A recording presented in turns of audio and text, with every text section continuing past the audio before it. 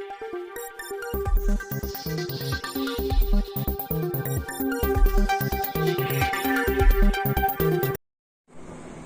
To ATV.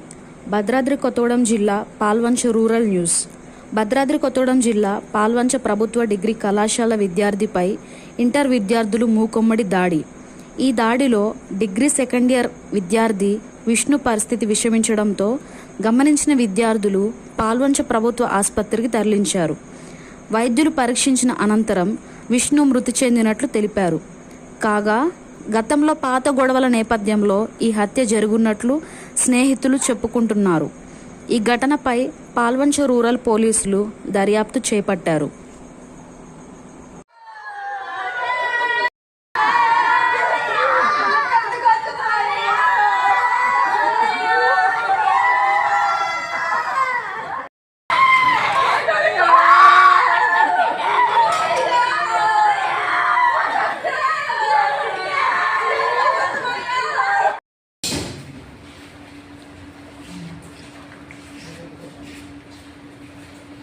Watching. For more updates subscribe to my channel.